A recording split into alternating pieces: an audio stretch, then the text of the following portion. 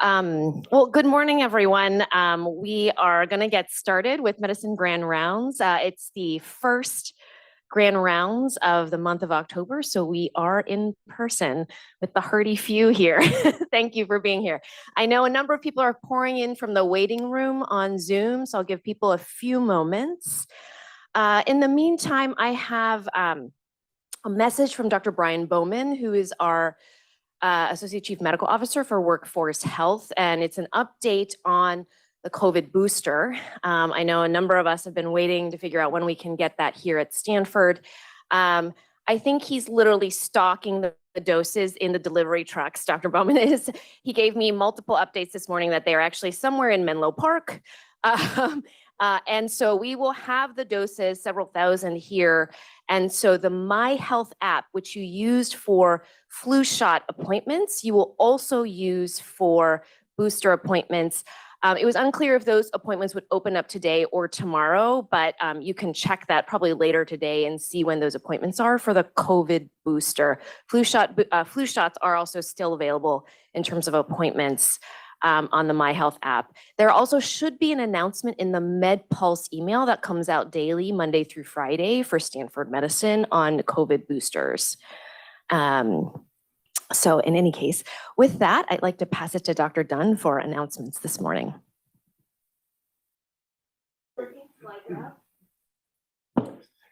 Okay, good morning, everyone.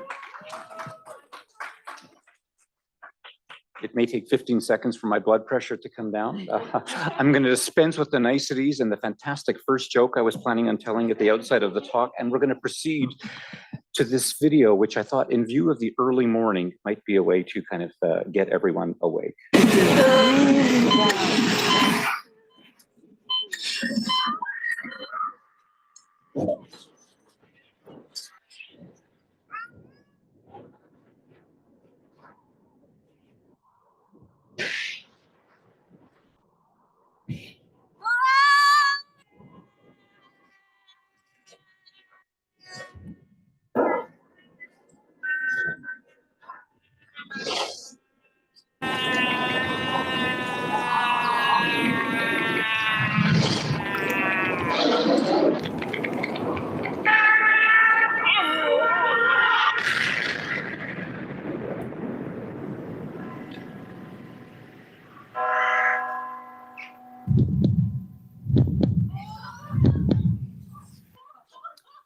Okay, those conclude my comments. Are there any questions?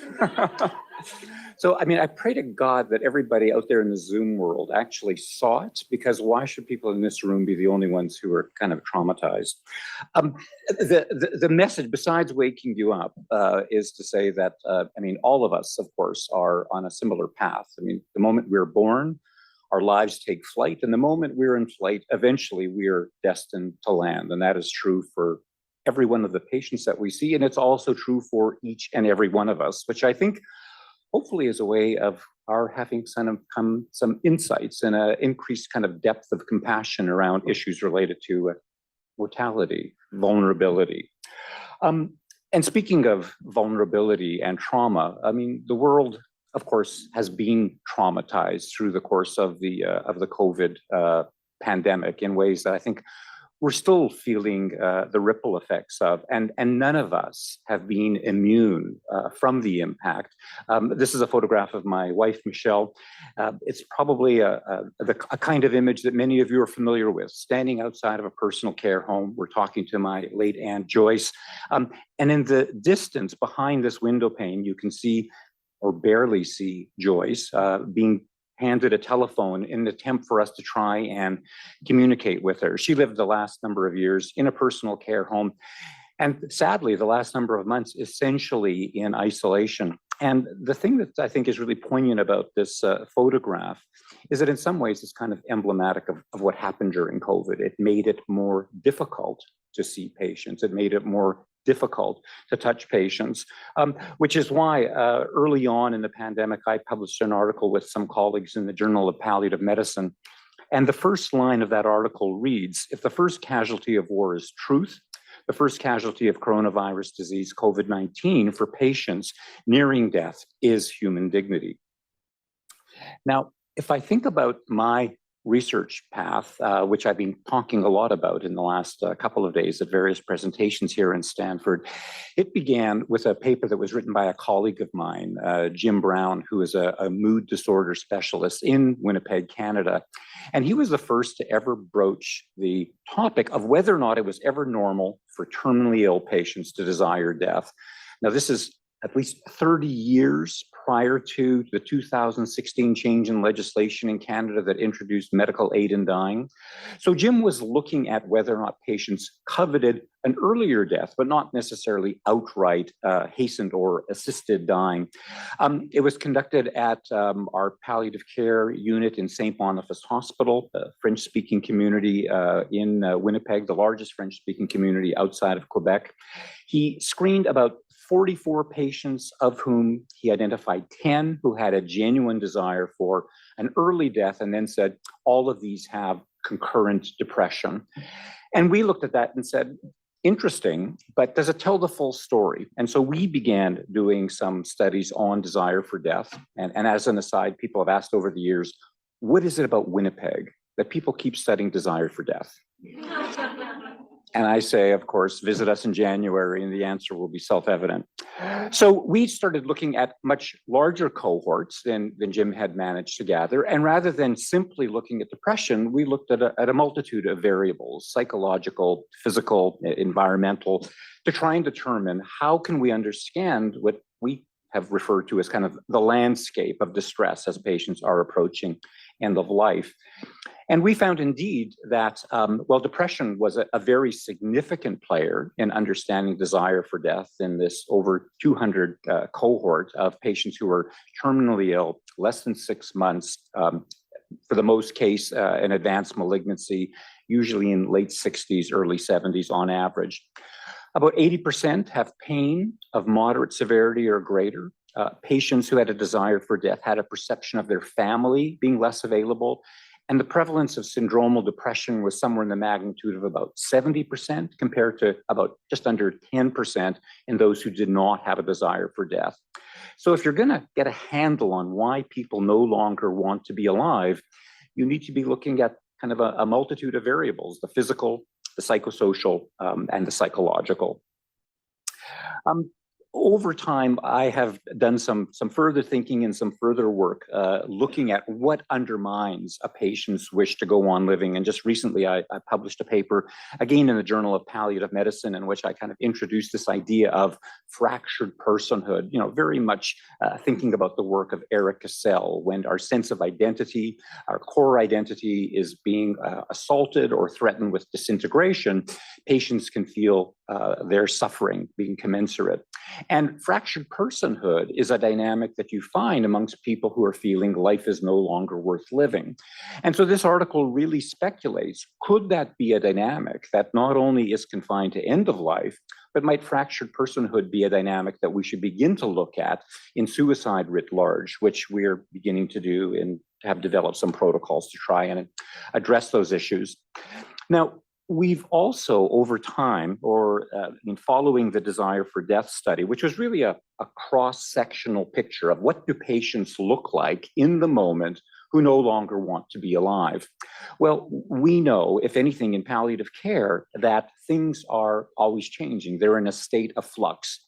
And so we did a study that was published in the Lancet, in which we put a visual analog for will to live on the Edmonton Symptom Assessment Scale, which is a multidimensional instrument, series of visual analogs that has the patient rate their sense of distress on these variables.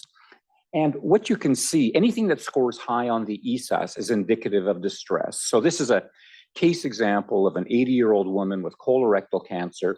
Initially, when she comes in, I'm almost afraid to press buttons because of technology. Is this a pointer? Maybe not. I'll just sort of point with my finger.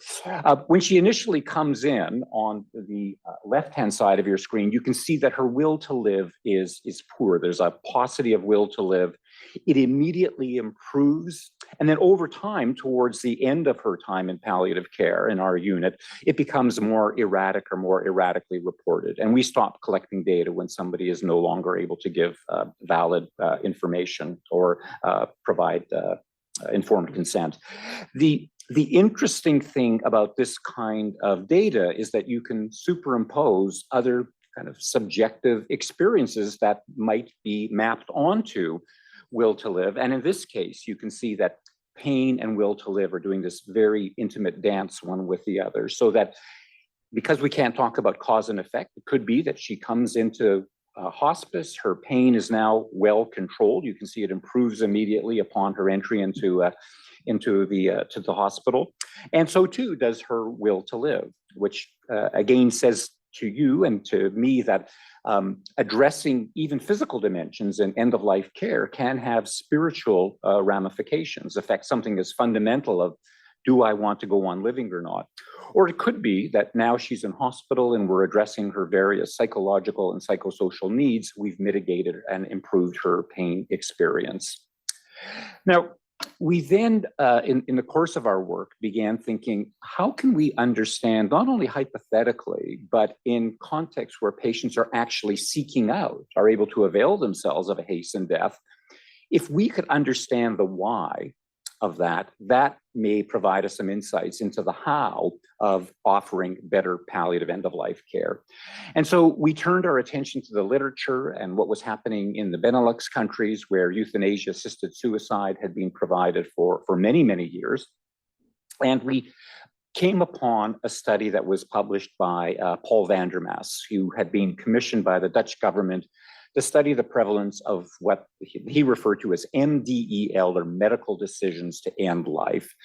And he recorded or reported that the prevalence of euthanasia, which is the lethal administration of a toxic agent that will end the life of a patient, occurred somewhere around 4% of instances, accounted for about 4% of deaths in Holland, and less than 0.5% assisted suicide, so receiving a prescription that the patient could use at a time of their choosing for a lethal overdose. But then, and this is the more interesting part of the puzzle for us, and certainly was extremely informative in terms of directing our future research path, van der Maas wanted to know the why. So why is it that patients sought this out? He went to the death record, identified the physician on record, who then was asked to be in a study in which they were interviewed and asked, why do you think your patient sought out your assistance in ending their life? And this is where loss of dignity first appeared on our research radar. You can see loss of dignity was the most highly cited reason amongst this group of Dutch physicians reporting what the experience of their patients had been. And then a variety of other things that in some instances seemed kind of vague and rather nebulous. Unworthy dying, it wasn't defined. Tiredness of life, whatever that might mean. Pain alone, not a major player, as part of a constellation of symptoms, somewhat more. But then we're left with this dignity piece, this dignity reporting. And the literature, by the way, did not have any empirical information about what dignity meant or what salience it had for patients as they were approaching end of life. And so this really was a clue to us that dignity was a research path worth pursuing. And the initial study of dignity that we did actually took a very kind of simplified approach in which we created a dignity item that was modeled on the schedule of affective disorders and schizophrenia. So it took the same kind of format that is used in this standardized psychiatric questionnaire and simply asked patients to rate their sense of dignity as to whether or not it was minimally affected, not at all affected, to extreme intense loss of dignity, virtually constant. And what you can see is that at least half of the cohort said, that's not really something that has been bothersome to me, which means that loss of dignity then is an issue for at least half of our patients, at least some of the time. But in 7% of the cohort, so a 3 or greater moderate severity, we found out that this is a significant, prominent source of distress. And we then said to ourselves, well, how can we differentiate those whose dignity is intact versus those whose dignity is fractured? If you look at the psychological variables, not surprisingly, you see as you would predict, desire for death, loss of will to live, and this constellation of psychological symptoms, which in some ways kind of lends empirical validity to what you might be seeing, happening in Holland, which is, is dignity part of a final common pathway? People lose their sense of dignity, they lose their will to live, and ergo request for a hastened death. The physical symptoms, again, no surprises, especially in view of the earlier research that I showed you, which is to say that pain seemed to differentiate those whose dignity was intact versus those not. And these intimate issues around bowel functioning, and even something as physically based as how they appear, which I'll say more about in a moment. Something that we call the intimate dependencies of care: bathing, dressing, toileting. And what we found is that amongst those whose dignity was fractured, these were much more likely to be reported as sources of distress compared to those whose dignity was still intact. So this then leads me to what for me was kind of an epiphany, and really the quintessential finding of that first Lancet study, which is when we did mathematical modeling. And again, we're treating dignity as if it's something you can just throw up onto a scale and weigh it and chop it up and measure it and get the essence of what it's about, which has its limitations. But nevertheless, what we discovered is that appearance, or how people perceive themselves to be seen, was the most ardent predictor of sense of dignity. Which is a bit of a mouthful, and I then decided I would write that up in another paper that appeared in the JCO, the Journal of Clinical Oncology, called Dignity and the Eye of the Beholder. And the idea that I try and impart there is that metaphorically, patients are looking in the eye of the healthcare provider for a reflection that will be affirming of their sense of self or personhood. This is an etching by M.C. Escher, the Dutch graphic artist, which I have chosen to call Dignity in the Eye of the Healthcare Provider. And it's, I think, wonderfully illustrative of the principle that I'm trying to explain, which is, if you look in this photograph, it's a self-portrait, and you see Escher in his apartment surrounded by his books and photographs and belongings. In other words, it contains the entirety of who Escher is. So this is an affirmation, as opposed to what patients can sometimes experience, and that is if all they metaphorically see reflected in your eye is a differential diagnosis or a problem checklist. Those are instances where patienthood seems to have overshadowed or eclipsed personhood, in which case dignity is fractured and patients suffer accordingly. Dignity is much more complex than something that can be stuck on a scale or just measured on an ordinal scale. And so we then did some qualitative studies in which we looked at dignity, but sat down with patients and did detailed deep dive interviews around how they understood it. What supports your dignity, what undermines it, when is it working, and when is it not working. And the reason that I've juxtaposed the paper that came out in Social Science and Medicine and also appeared in JAMA is that a model, an empirically based model, in essence, is the equivalent to a map. And I say that because a map helps you find something that you might have not otherwise know about, or helps you get there, more efficiently than you otherwise might have. And so this is the model, the empirical model of dignity in the terminally ill. So when we sat down with this large group of patients near the end of life, we found out, after doing the qualitative analyses, that these are the domains of influence on patient sense of dignity. Starting on the left, there are some things that are immediately mediated by the illness itself, everything from level of dependence, cognitive acuity, symptom distress, even some psychological symptoms like uncertainty, death anxiety. Shifting over to the far right, the social dignity inventory has to do with the things outside of that individual that can have a profound influence on their sense of whether dignity is intact. And by the way, this isn't a hierarchical model, which is to say that some variables will affect individuals and some will affect others in a different way. So it needs to be applied individually, but to say these are the realms of influence that we need to tap into if we are going to understand what could affect your sense of dignity. So this social dignity inventory, of course, allowing for privacy, counterbalanced by social support.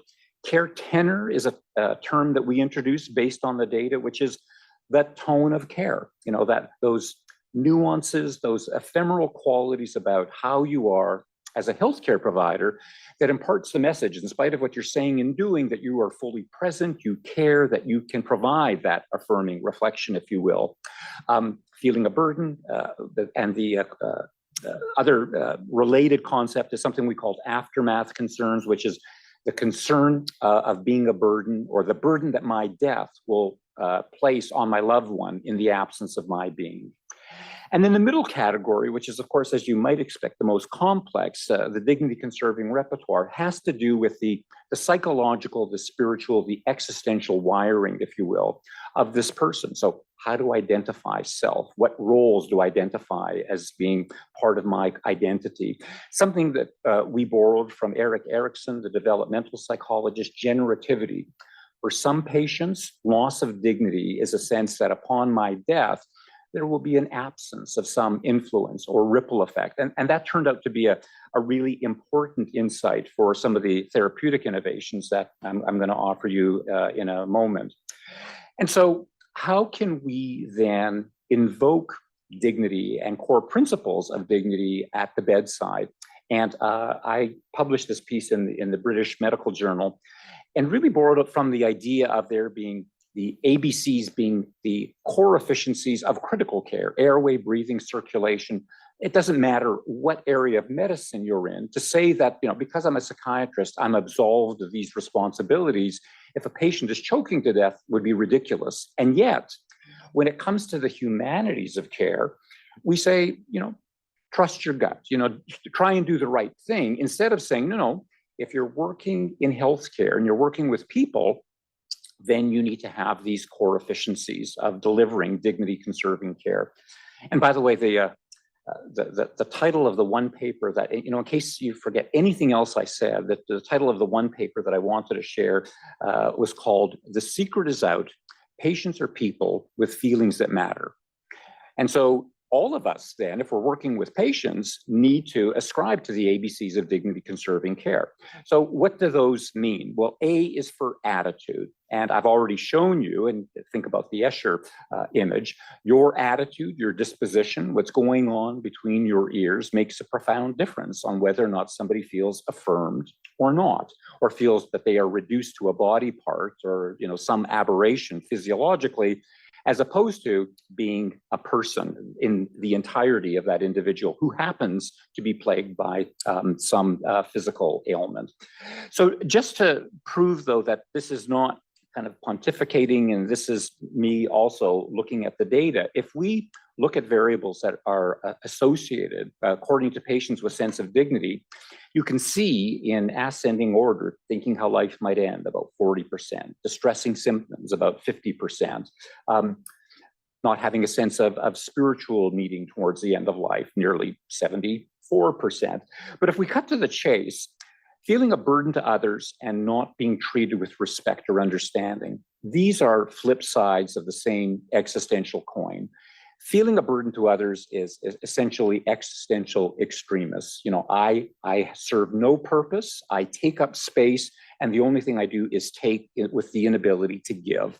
And if one begins to have that mindset, and I would speculate begin to feel a disintegration of personhood or fractured personhood, on the flip side, there's going to be the expectation that ergo I am undeserving of respect. And that is something that can be withheld or conferred by the way in which we present to patients. So our attitude, our disposition can make that profound difference. B is for behavior. Do we meet someone's gaze? Do we avert someone's gaze? Do we sit at the bedside or do we stand? And if you haven't seen it, this is a gorgeous study of sitting versus standing. It was done with orthopedic surgeons. They're walking into the room for the first time post-surgery, and they take a chit on the door, which either says sit or stand.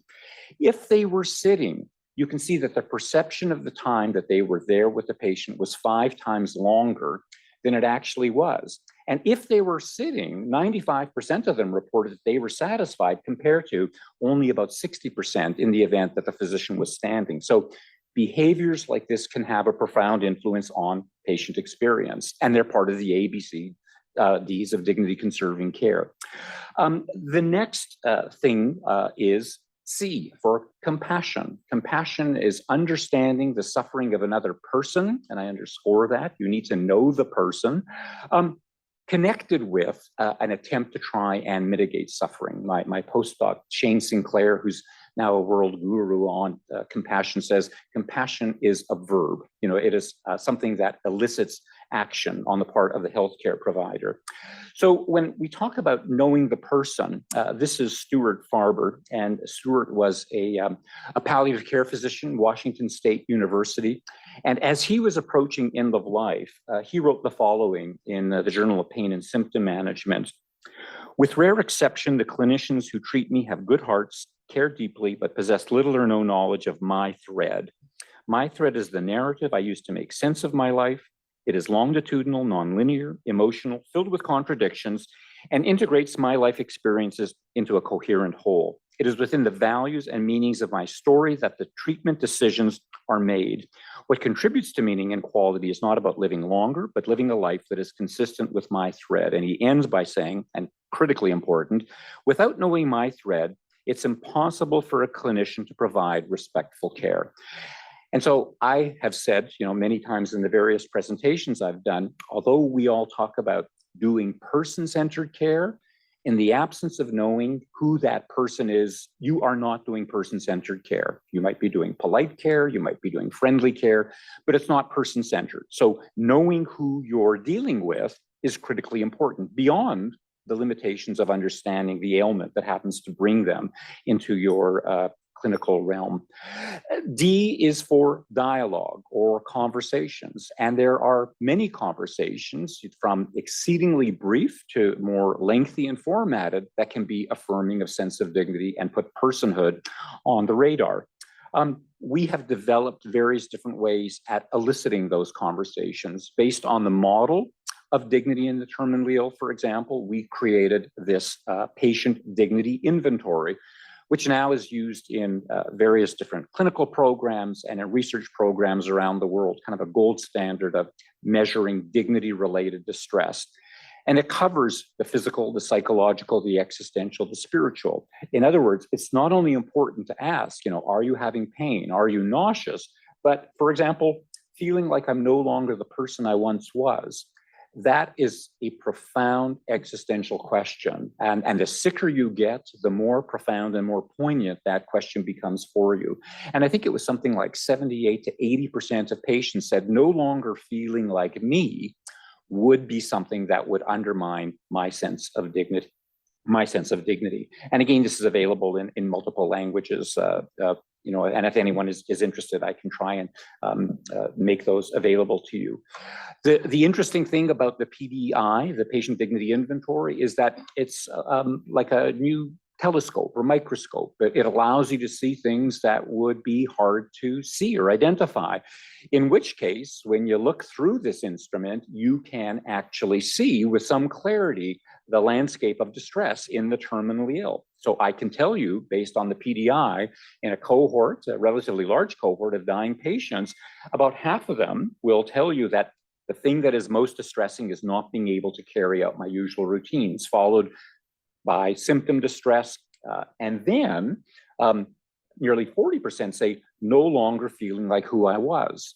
So again, if you're thinking about the roster of questions that you ask, are you in pain? Are you nauseous? Have you had a bowel movement?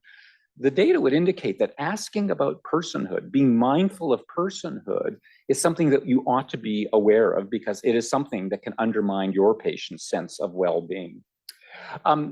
We've also, based on the model, developed some kind of more formatted psychological interventions, and this one, called Dignity Therapy, is a brief psychological intervention. It's based on the notion and understandings of generativity. It guides the patient through a brief conversation, usually about an hour, done together with a trained therapist, who will then elicit information that this person would want known, would want left behind, would want to stand in their stead. So again, it addresses this issue of generativity, leaving a legacy, having some ripple effect. And dignity therapy at this point is the most studied psychological intervention in the palliative care literature. There are about 100 papers out there. We ourselves have done trials. This is the result of a JCO trial that was published in the JCO. And collectively, there's also been about 10 systematic reviews of dignity therapy. And the bottom line is it seems to affect end-of-life experience, depending on the population in which it's implemented and the outcome measures that are used. So that, for example, there's a lovely Portuguese study that happened to enroll highly distressed patients, reported that in randomized control conditions, dignity therapy was able to mitigate depression, anxiety, demoralization, and desire for death. The other interesting that's happened to dignity therapy over the years is, when you think about it, it makes a certain amount of sense. Dignity therapy is trying to elicit personhood, trying to put that on the radar. And so you think, well, are there other areas of human experience where personhood is under assault? And as it turns out, for example, people who are incarcerated, dignity therapy has been implemented in prison populations. People who are struggling with major mental illness, in which case the target organ is self. And so dignity therapy may have a role to play, as the patient dignity inventory is also being applied. And thirdly, cognitive decline, again, where there is disintegration of sense of self as a result of an earlier mid to moderate severity dementia. And so it has been applied in those instances. And my colleague, Bridget Johnson in Scotland has contributed to some of that literature. The patient dignity question is trying to say, let's not get too complicated. Let's reduce this to something that is fairly straightforward, simple, and can be applied readily. And I would suggest to you, not only within the domain of palliative medicine, but there's no area of medicine, I think, that isn't well served by asking a question like this, which essentially says, what should I know about you as a person to help me take the best care of you that I can?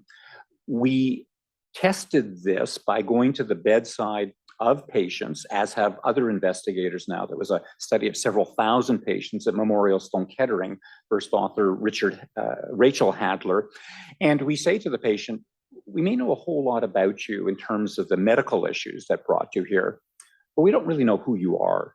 So can you tell us, what is it about you as a person that you would like us to know, so that we can be, most attentive, we can, best meet and provide you care? We then go off and summarize that into a few paragraphs, and we come back to the bedside to read it, see if there's any editorial changes, and finally, the litmus test. Can this, and would you give us permission to place this on your chart? And I can tell you, in our studies, every patient without exception says this needs to go on the chart. We've gotten data from patients that says they feel that this kind of is meaningful, that this will change the way that they're cared for. Without exception, every one of them say this is something that other patients or families, and by the way, if the patient can't give voice to a response, we've elicited from families and we find that the effect on the healthcare provider, irrespective of the source of information, is identical. So whether or not it's the patient telling you, this is my thread, using Stuart Farber's metaphor, or it's the family member, the influence on healthcare providers is the same. And we've studied healthcare providers from whom we find about 90% of instances, they learned something they didn't know before. It increased the sense of empathy, respect, sense of connectedness, and interestingly enough, also heightens their sense of job satisfaction. So seems to be a connection between job satisfaction and being somebody who will avail themselves of personhood information. During COVID, we did a PDQ study in our intensive care unit, not exclusively with COVID patients or their families, but patients who happened to be in intensive care during the pandemic. And the protocol was identical to what I described, except in this case, we would go to the intensivist, say, we're going to do this study. Can we get permission from you to contact the family member? We call the family member at home. And having done some of these on my own, family members were gobsmacked. They could not believe that you were calling them, as they were, fretting about what was going to happen to this loved one who is now fighting for their life, usually unconscious or on a ventilator. And you wanted to know, who is this human being that you're looking after? And so this is a summary of one of 3 paragraphs from a family member named Terry talking about her mother, who is in intensive care. And it says, Terry wants the healthcare team to know that her mother is not any ordinary patient, but is a very special woman. Since my mother was admitted, I have been struggling to find a way to share my mother's story with the staff, but my heart is so happy that this PDQ will now allow me to do so. I hope the staff will read my mother's story and appreciate the life she lived. And the thing that, I have found, with the PDQs is they don't take a lot of time. The conversations are, on average about, anywhere from 5 to 15 minutes, 10 minutes, sort of, let's say on average, and you elicit information that can't be unseen. And what I mean by that is that knowing this, you can no longer move forward in your work and somehow, eliminate from your mindset that this is the person I'm looking after, rather than, these are the physiologic variables that I'm trying to manipulate. And we also did some quantitative outcomes in a very simplistic way, 5 being the highest rating. And you can see almost across the board, everybody is endorsing this as strongly as they can, saying it's accurate, it provides important information.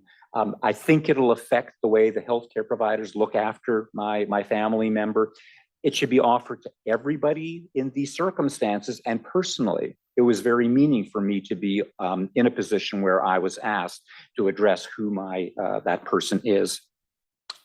Another concept, and I know we're nearing the end of time, so I'll move through these last few slides quickly, is if we're going to be eliciting personhood and trying to understand who that person is and what they need, how do we gauge what they might want in return? How to respond to them?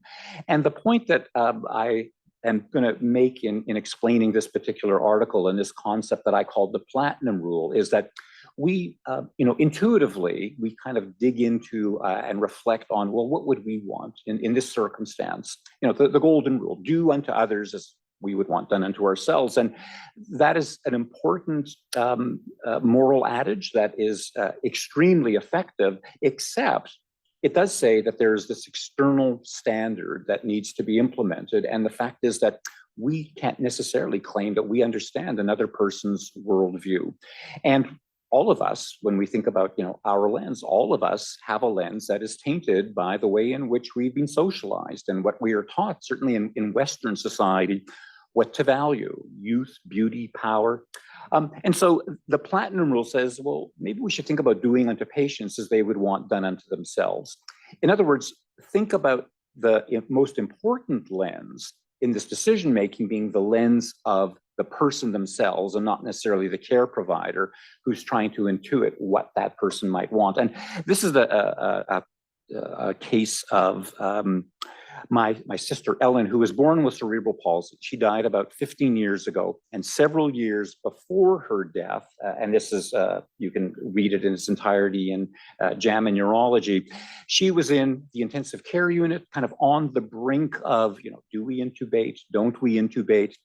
And the intensivist was really kind of struggling with, well, do we intubate, this kind of patient? And by this kind of patient, somebody whose body, because of kyphosis and scoliosis, is kind of distorted and shaped like a pretzel. And so he came up to me, and this is in the intensive care unit, and he asked me one question about personhood.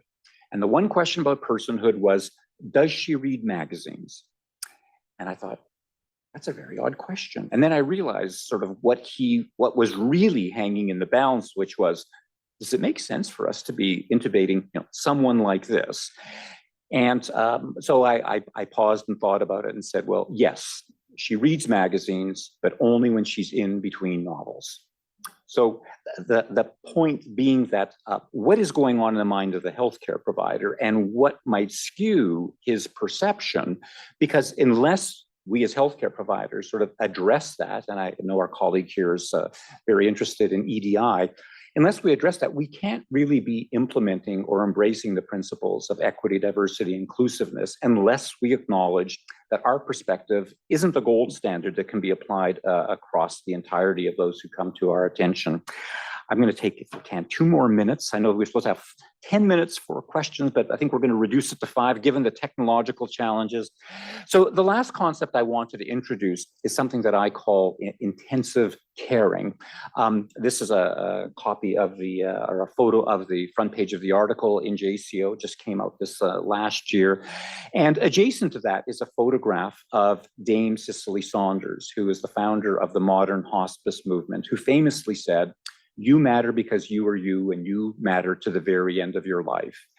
And I began looking at and saying, well, I mean, as important, as profound as that is, how do we actually implement care for patients who feel they no longer matter? You know, for patients who feel that, as one of my patients said, that breathing has become redundant, hopeless, helpless, worthless, kind of that nihilistic place from which they feel there is no escape. And so we know that intensive care is a way of applying care for somebody who is in dire physical straits. Intensive caring was designed as something that can be applied and hopefully can equip us in a way that we are going to feel less nihilistic when we're approaching or entering into healthcare where, you know, suffering is overwhelming. We don't necessarily have a readily available fix. And so these are the elements of intensive caring. And again, because of time, I really need to refer you to the article, but the essential components are non-abandonment, you know, rather than yielding to this impulse of escaping a situation in which you feel you have nothing to offer, stay present. Take an interest in who that person is. And again, think about how can we elicit personhood. Containing hope, even when the patient can't. And again, nihilism seems to be something that patients, families, and healthcare providers feel. Know that there are possibilities, even in that time towards dying, that can be of extraordinary value. Dignity affirming tone, which has to do with the way that you can impart by virtue of your presence, a sense of caring, being compassionate, empathic, non-judgmental, genuine, fully attentive. And then finally, something that I've called therapeutic humility. If you know, any of us who've been in medicine long enough know, we're always encountering things that are well beyond the grasp of our ability to be able to cure or fix, which then finally brings us to this slide, which is that in many ways, this notion of intensive caring really is kind of a shift in the traditional medical paradigm, which is an extraordinary one and a highly seductive one. Examine, diagnose, fix. I mean, that's a profound reason why many of us entered into healthcare. But again, intensive caring acknowledges that cure is not always possible, which isn't to say then, I mean, unless we say, well, that's not in my lane, you know, I'm going to go somewhere else where I can cure, where I can diagnose, cure, and fix. But what will happen is then many patients will be left behind. So intensive caring then shifts the paradigm to say, examine needs to yield to who is this person? Diagnosis really segues to how can I understand their suffering? And fix, since no longer, you know, readily available for many things that ail us, and those of us who are human and mortal, present company included, really has to yield to how do we provide comfort? How can we be with suffering in a way that can provide that sense of witnessing, that sense of being with, accompanying? And so my talk will end with the same line that this paper ends, which is to say it's been more than 50 years since Dame Cicely shared the wisdom informing this clinical approach. Decades later, when medicine's reach to fix exceeds its grasp, the time to consider the role of intensive caring is now. That is my name. That is how you can contact me. I'd be delighted to hear from you if there are questions that can't be answered, because I'm going to be having to run off in the next 5 minutes to the airport to catch my plane home. But I would welcome questions now, and if there's insufficient time for you to contact me. And thank you all for the privilege of being your speaker. We'll take questions now, both from the audience as well as from our Zoom chat. So if anybody has a question for Dr. Chochinov in the audience.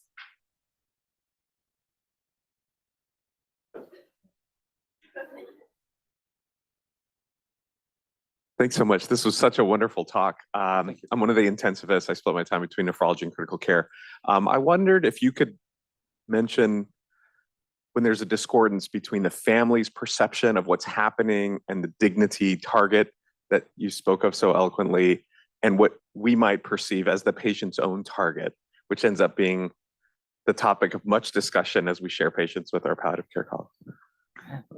That's a great question. And how often have you heard, the family who is sitting vigil saying, "Oh my God, they're suffering. This is just horrible. How can this be happening?"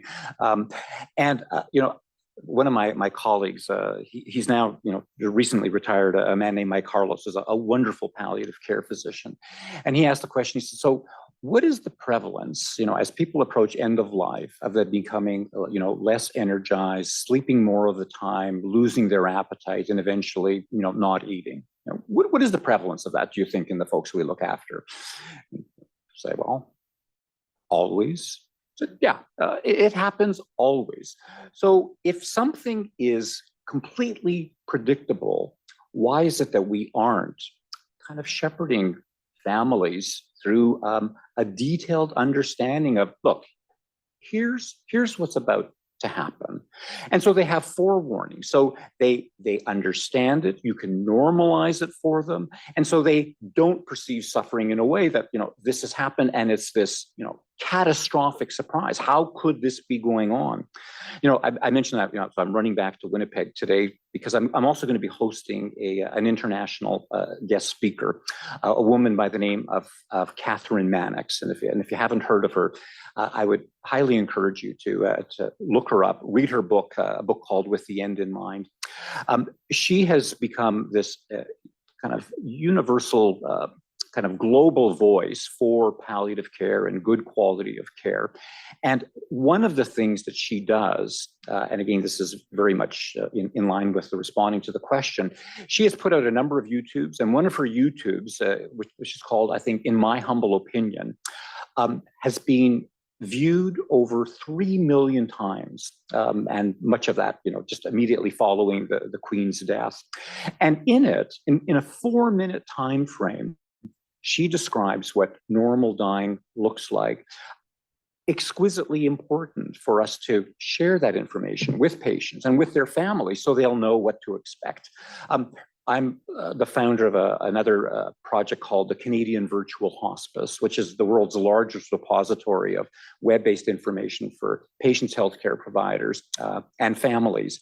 The most frequently downloaded article, which, by the way, is available completely free. It's accessible around the world. There are about 3.5 million people who come every year to the virtual hospice. The most frequently downloaded article is one that describes what normal dying looks like. And so I would say one of the things we can do to try and mitigate family suffering is to educate them, to guide them, to make them aware of what to expect so that they're not faced with what then appears like this catastrophic shock that is an assault, an affront to patient dignity. And this is our last question from an attendee online. Thank you for your fascinating presentation, Dr. Chochinov. Could you also address the role of social determinants of individual individual death, dying, and population life expectancy, especially in the context of dignity? The last question, which is not an... I mean, again, a wonderful question. I mean, deeply insightful, because I mean, the social determinants of health are of profound importance. In fact, recently I was at my 40-year medical school reunion, and one of my colleagues who has followed my work said, you know that article on the ABCDs of dignity conserving care? I said, yeah, I'm well aware of it. He says, you need to add an E. I said, oh, well, what's the E for? He said, E is environment. There are things that are happening in a person's life, and I think, that can include, social determinants of health. There are things that are happening in a person's life that profoundly affect dignity, that can influence it, that can undermine it, and can shape it. I have to say that I have not studied that sufficiently, and I think it's an area that needs to be examined. And, I mean, I'm getting on in years. So the fact is, if somebody has listened to some of this and said, like I did, in the years ago when we first looked at Jim Brown's paper and said, that's a really cool study, but I think I can do better. I think I can do more. If somebody has heard anything here that kind of motivates you or inspires you to say, well, those were interesting thoughts, but, for example, I mean, the social determinants of health, that the individual's upbringing, environment, socioeconomic issues, that would be really fascinating to study. I would encourage you to pursue it. The field will be enriched by that kind of examination. Thank you so much, Dr. Chochinov. Thank you, Dr. Lahijani, for joining us today. That ends our Grand Rounds. Thanks for staying a few minutes late. Next week will be Dr. Richard Hoppy here, actually in person again, who's our Hewlett Award winner for this year. Have a great week. Thanks so much. The preceding program is copyrighted by the Board of Trustees of the Leland Stanford Junior University. Please visit us at med.stanford.edu.